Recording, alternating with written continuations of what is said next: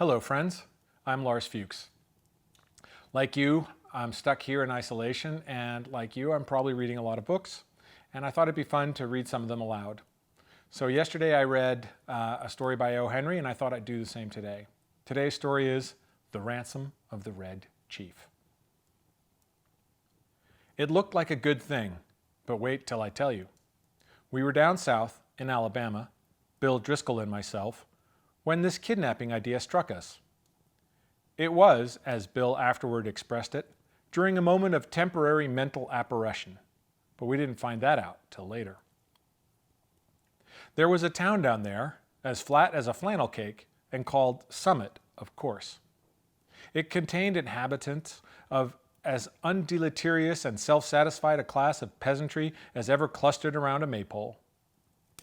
Bill and me had a joint capital of about $600, and we needed just $2,000 more to pull off a fraudulent town lot scheme in western Illinois with.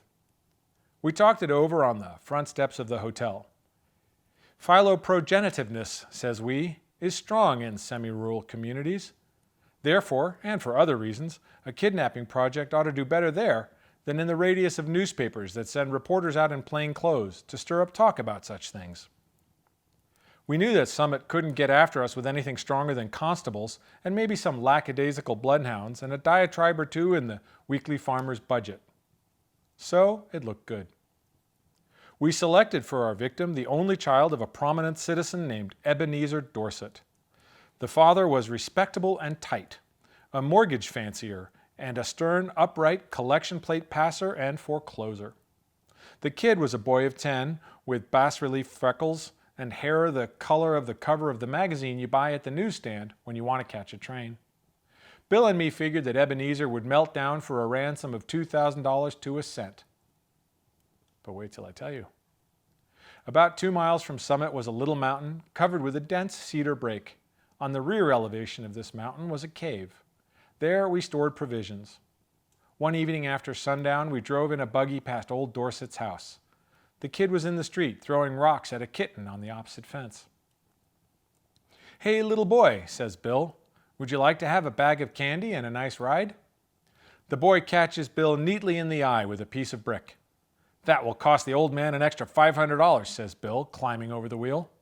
That boy put up a fight like a welterweight cinnamon bear, but at last we got him down in the bottom of the buggy and drove away. We took him up to the cave and I hitched the horse in the cedar brake.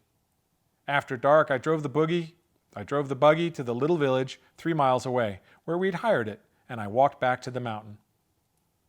Bill was pasting court plaster over the scratches and bruises on his features. There was a fire burning behind the big rock at the entrance of the cave, and the boy was watching a pot of boiling coffee with 2 buzzard tail feathers stuck in his red hair. He points a stick at me when I come up and says, 'Ha! Cursed paleface! Do you dare enter the camp of Red Chief, the terror of the plains?' 'He's all right now,' says Bill, rolling up his trousers and examining some bruises on his shins. 'We're playing Indian. We're making Buffalo Bill's show look like magic lantern views of Palestine in the town hall. I'm old Hank, the trapper, Red Chief's captive, and I'm to be scalped at daybreak. By Geronimo, that kid can kick hard.' Yes, sir, that boy seemed to be having the time of his life. The fun of camping out in a cave had made him forget that he was a captive himself. He immediately christened me Snake Eye the Spy and announced that, when his braves returned from the warpath, I was to be broiled at the stake at the rising sun. Then we had supper, and he filled his mouth full of bacon and bread and gravy and began to talk. He made a during dinner speech, something like this. 'I like this fine. I never camped out before, but I had a pet possum once, and I was 9 last birthday. I hate to go to school. Rats ate up 16 of Jimmy Talbot's aunt's speckled hen's eggs. Are there any real Indians in these woods? I want some more gravy. Does the trees moving make the wind blow? We had 5 puppies. What makes your nose so red, Hank? My father has lots of money. Are the stars hot? I whipped Ed Walker twice Saturday.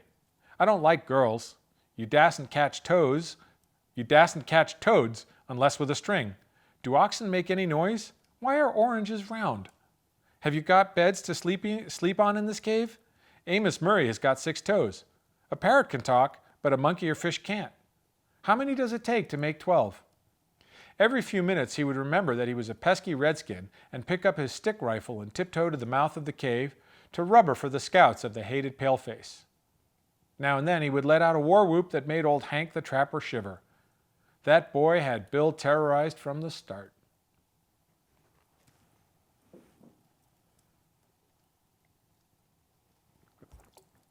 "Red Chief," says I to the kid, "would you like to go home?" "Aw, what for?" says he. "I don't have any fun at home. I hate to go to school. I like to camp out. You won't take me back home, Snake Eye, will you?" "Not right away," says I.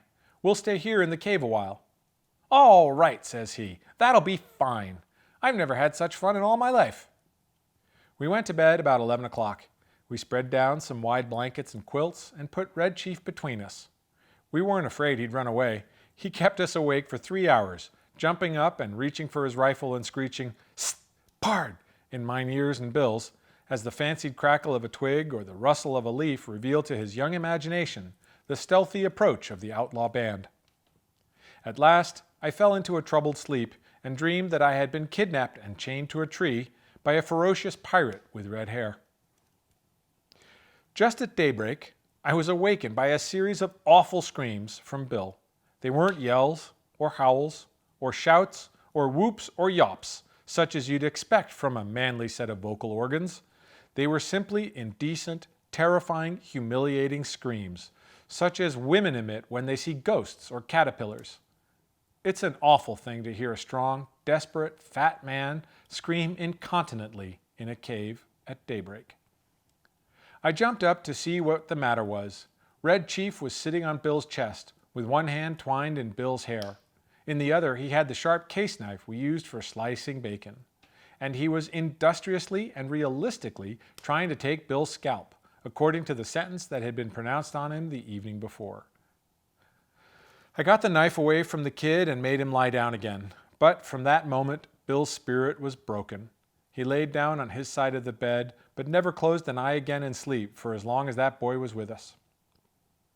I dozed off for a while, but along towards sunup I remembered that Red Chief had said I was to be burned at the stake at the rising of the sun. I wasn't nervous or afraid, but I sat up and lit my pipe and leaned against a rock. "What you getting up so soon for, Sam?" asked Bill. "Me?" says I. "Oh, I got a kind of a pain in my shoulder. I thought sitting up would rest it." "You're a liar," says Bill. "You're afraid. You was to be burned at sunrise, and you was afraid he'd do it. And he would, too, if he could find a match. Ain't it awful, Sam? Do you think anybody will pay out money to get a little imp like that back home?" "Sure," said I. "A rowdy kid like that is just the kind that parents dote on. Now, you and the Chief get up and cook breakfast, while I go to the top of this mountain and reconnoiter." I went up on the peak of the little mountain and ran my eye over the contiguous vicinity. Over towards summit, I expected to see the sturdy yeomanry of the village, armed with scythes and pitchforks, beating the countryside for the dastardly kidnappers. But what I saw was a peaceful landscape, dotted with one man plowing with a dun mule. Nobody was dragging the creek. No couriers dashed hither and yon, bringing tidings of no news to the distracted parents. There was a sylvan attitude of somnolent sleepiness pervading that section of the external outward surface of Alabama that laid exposed to my view. "Perhaps," says I to myself, "it has not yet been discovered that the wolves have borne away the tender lambkin from the fold. Heaven help the wolves," says I, and I went down to the mountain for breakfast. When I got to the cave, I found Bill backed up against the side of it, breathing hard, and the boy threatening to smash him with a rock half as big as a coconut. "He put a red-hot boiled potato down my back," explained Bill, "and then smashed it with his foot, and I boxed his ears. Have you got a gun about you, Sam?"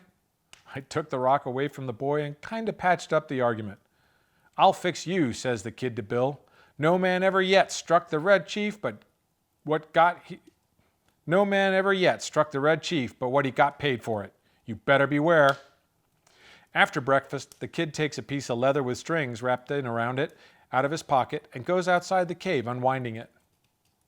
"What's he up to now?" says Bill anxiously. "You don't think he'll run away, do you, Sam?"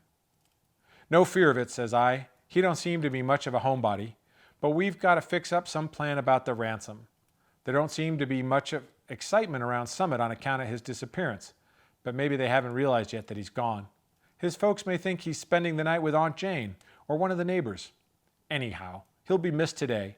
Tonight we must get a message to his father demanding the $2,000 for his return. Just then, we heard a kind of war whoop, such as David might have emitted when he knocked out the champion Goliath. It was a sling that Red Chief had pulled out of his pocket, and he was whirling it around his head. I dodged and heard a heavy thud and a kind of sigh from Bill, like a horse gives out when you take his saddle off. A rock the size of an egg had caught Bill just behind his left ear. He loosened himself all over and fell in the fire across the frying pan of hot water for washing the dishes. I dragged him out and poured cold water on his head for half an hour. By and by, Bill sits up and feels behind his ear and says, "Sam, do you know who my favorite biblical character is?" "Take it easy," says I. "You'll come to your senses presently." "King Herod," says he. "You won't go away and leave me here alone, will you, Sam?"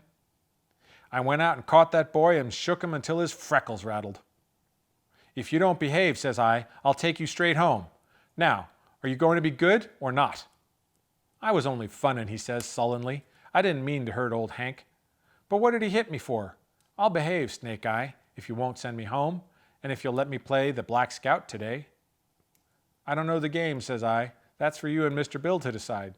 He's your playmate for the day. I'm going away for a while, on business. Now, you come in and make friends with him and say you're sorry for hurting him, or home you go at once." I made him and Bill shake hands, and then I took Bill aside and told him I was going to Poplar Cove, a little village 3 miles from the cave, and find out what I could about how the kidnapping had been regarded in Summit.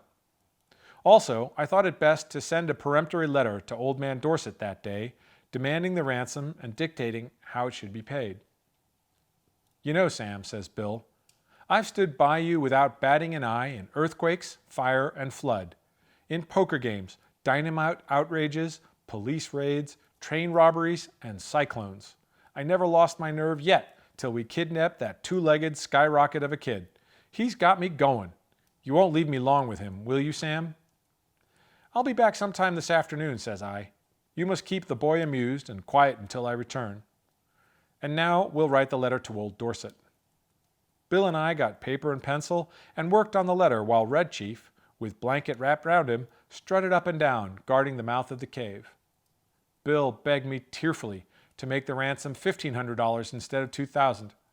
"I ain't attemptin'," says he, "to decry the celebrated moral aspect of parental affection, but we're dealing with humans, and it ain't human for anybody to give up $2,000 for that 40-pound chunk of freckled wildcat. I'm willing to take a chance at $1,500. You can charge the difference up to me." So, to relieve Bill, I acceded, and we collaborated a letter that ran this way: "To Ebenezer Dorset, Esquire. We have your boy concealed in a place far from Summit. It is useless for you or the most skillful detectives to attempt to find him. Absolutely, the only terms on which you can have him restored to you are these.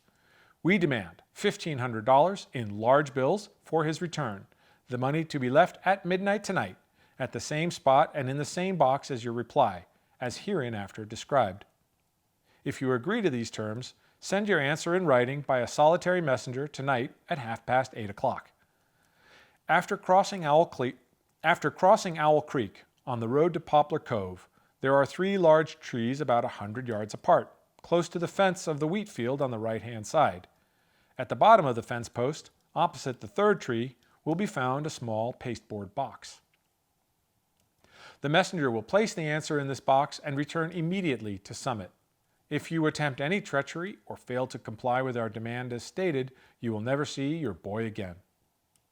If you pay the money as demanded, he will be returned to you safe and well within 3 hours. These terms are final, and if you do not accede to them, no further communication will be attempted. Signed, 2 desperate men." I addressed this letter to Dorset and put it in my pocket. As I was about to start, the kid comes up to me and says, "Aw, Snake Eye, you said I could play the Black Scout while you was gone." "Play it, of course," says I. "Mr. Bill will play with you. What kind of game is it?" "I'm the Black Scout," says Red Chief, "and I have to ride to the stockade to warn the settlers that the Indians are coming. I'm tired of playing Indian myself, and I want to be the Black Scout." "All right," says I. "It sounds harmless. I guess Mr. Bill will help you foil the pesky savages." "What am I to do?" asks Bill, looking at the kid suspiciously. "You are the hoss," says Black Scout. "Get down on your hands and knees. How can I ride to the stockade without a hoss?" "You'd better keep him interested," said I, "till we get the scheme going.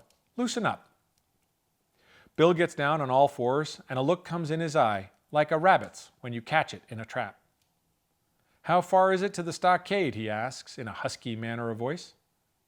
90 miles, says the Black Scout, "and you have to hump yourself to get there on time. Whoa now."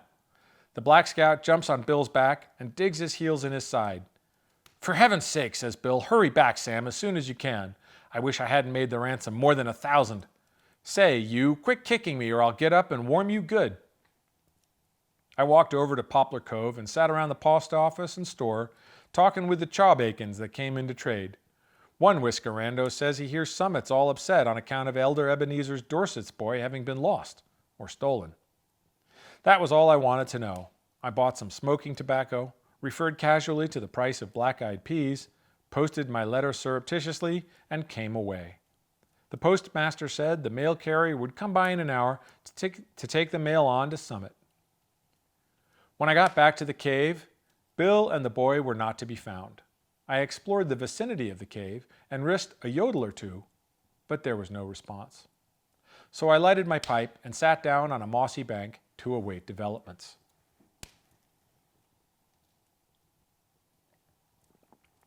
In about half an hour, I heard the bushes rustle, and Bill wobbed out into the little glade in front of the cave. Behind him was the kid, stepping softly like a scout, with a broad grin on his face. Bill stopped, took off his hat, and wiped his face with a red handkerchief. The kid stopped about 8 feet behind him.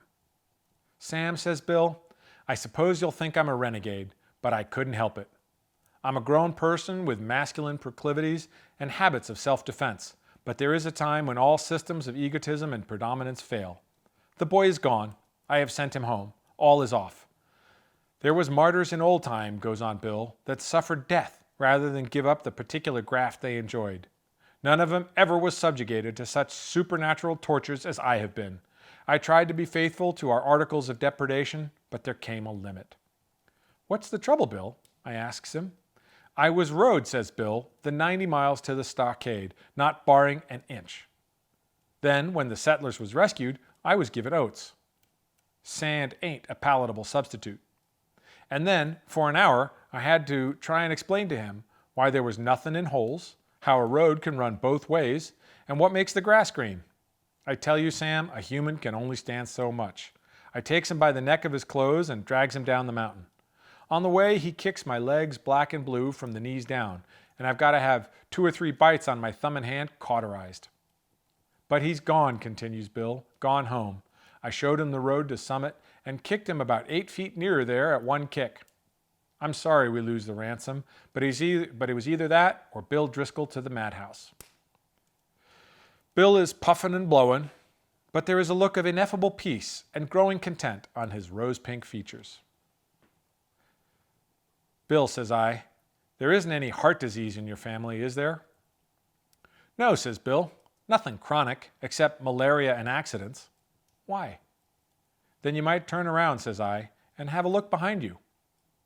Bill turns and sees the boy, and loses his complexion and sits down plump on the round and begins to pluck aimlessly at grass and little sticks. For an hour I was afraid for his mind. And then I told him that my scheme was to put the whole job through immediately and that we would get the ransom and be off with it by midnight if old Dorset fell in with our proposition. So Bill braced up enough to give the kid a weak sort of smile and promised to play the Russian in a Japanese war with him as soon as he felt a little better. I had a scheme for collecting that ransom without danger of being caught by counterplots that ought to commend itself to professional kidnappers. The tree under which the answer was to be left, and the money, later on, was close to the road fence with big bare fields on all sides. If a gang of constables should be watching for anyone to come for the note, they could see him a long way off, crossing the fields or in the road. But no siree, at half past eight, I was up in that tree as well hidden as a tree toad, waiting for the messenger to arrive. Exactly on time, a half-grown boy rides up the road on a bicycle, locates the pasteboard box at the foot of the fence post, slips a folded piece of paper into it, and pedals away again back towards Summit. I waited an hour and then concluded the thing was square. I slid down the tree, got the note, slipped along the fence till I struck the woods, and was back at the cave in another half an hour. I opened the note, got near the lantern, and read it to Bill.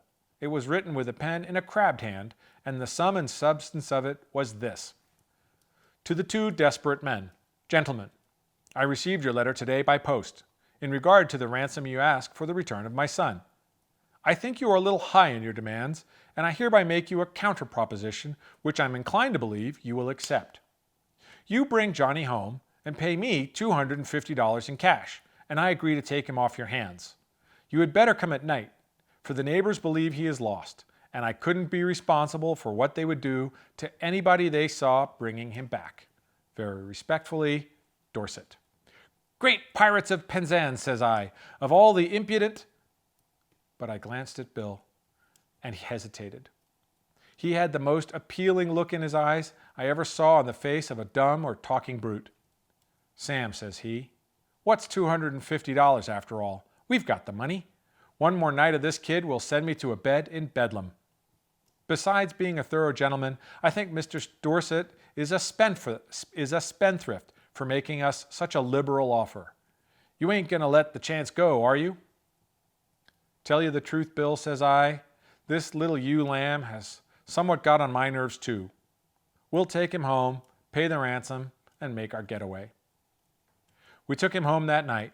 We got him to go by telling him that his father had bought him a silver-mounted rifle and a pair of moccasins for him, and we were going to hunt bears the next day. It was just 12 o'clock when we knocked at Ebenezer's front door. Just at the moment when I should have been abstracting the $1,500 from the box under the tree, according to the original proposition, Bill was counting out $250 into Dorset's hand.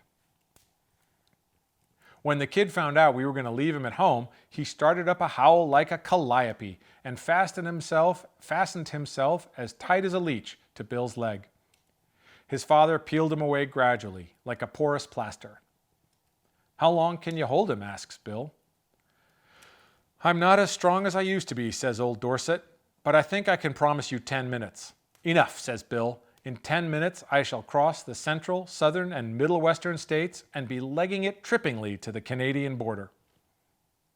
And, as dark as it was, and as fat as Bill was, and as good a runner as I am, he was a good mile and a half out of Summit before I could catch up with him.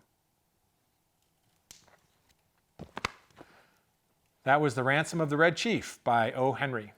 I hope you liked it. Do tell me any thoughts you have in the comments. And if you have any suggestions for stories you'd like me to read, or even better, if you've written something that you'd like me to read, let me know. Till next time, bye.